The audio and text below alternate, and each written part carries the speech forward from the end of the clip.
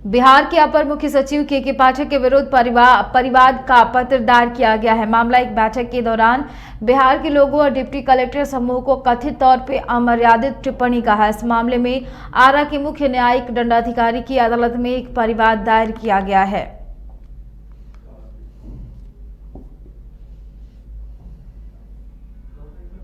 गाली दिया है, बिहारियों को गाली दिया है, वैसे आदमी पर उसको तो यहाँ बने रहने का अधिकार ही कोई नहीं था। लेकिन अब सरकार उसको कैसे बना के रखे हुए है, तज्जुब की बात यह है, जो अपने डिप्टी कलेक्टर को साला कहता हो, जो बिहारियों को कहता हो, ऐसी बिहार में रहता है, उसको तो सस्पेंड करना चाहिए, चाहे उसको मुअत्तल करके उसको उत्तर प्रदेश भेज देना चाहिए, वो चला जाए पागला। बेगूसराय पहुंचे बिहार विधान परिषद के प्रतिपक्ष नेता सम्राट चौधरी ने उपेंद्र कुशवाहा को लेकर बड़ा बयान दिया है। उपेंद्र कुशवाहा के सवाल पे सम्राट चौधरी ने कहा कि वो राजनीतिक रूप से दूसरे पार्टी में काम कर रहे हैं, वो बड़े भाई हैं, अगर उनके तरफ से कोई प्रस्ताव आता है तो उस पर जरूर विचार किया जाएगा। देखिए, भारतीय जनता पार्टी दूसरे के पार्टी में कोई हस्तक्षेप नहीं करती है, ना लेना देना है।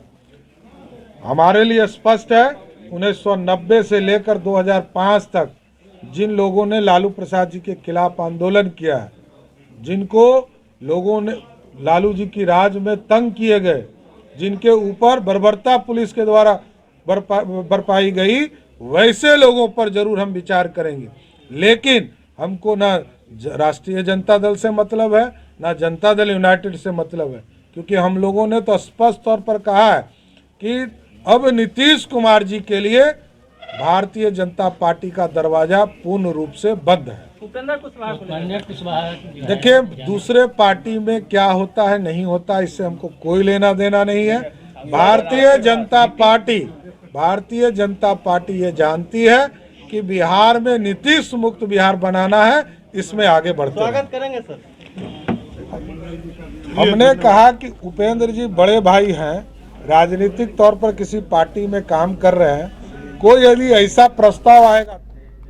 बिहार में बढ़ते अपराध को लेकर बिहार विधान परिषद के नेता प्रतिपक्ष सम्राट चौधरी ने मुख्यमंत्री नीतीश कुमार पर हमला बोला है। सम्राट चौधरी ने कहा कि नीतीश कुमार के ऊपर एक सुपर सीएम भी है जो विदेश में रह रहे हैं। इनको कभी टाइगर जिंदा है कहा जाता था, लेकिन अब वो टाइगर बूढ़ा हो गया है।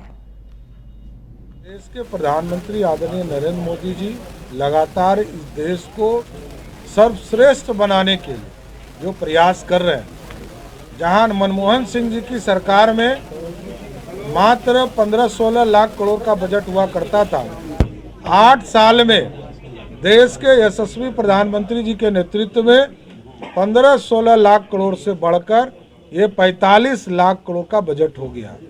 और आज किसानों की चिंता सबसे पहले नरेंद्र मोदी जी ने किया।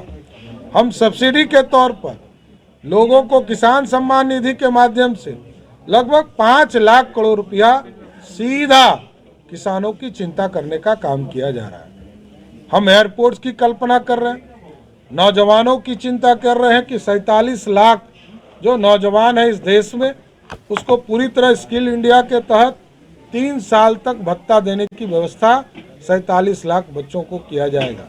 देखिए, बिहार में कोई रूल ऑफ लॉ नहीं रह गया। नीतीश कुमार जी का इकबाल खत्म हो गया। नीतीश कुमार जी के ऊपर भी कोई सीएम आ गए। लोग इनको कह रहे हैं कि टाइगर जिंदा है, लेकिन हमको लगता है कि टाइगर जो है ये बूढ़े हो गए और इनका कमान कहीं दूसरे के पास है, जो आजकल विदेश में रह रहे हैं। तो जब इनका कमान ही दूसरे के पास चला गया तो इनके राज्य में व्यवस्था तो ठीक नहीं हो सकती। अब नीतीश कुमार जी को 24 और 25 में भारतीय जनता पार्टी के कार्यकर्ता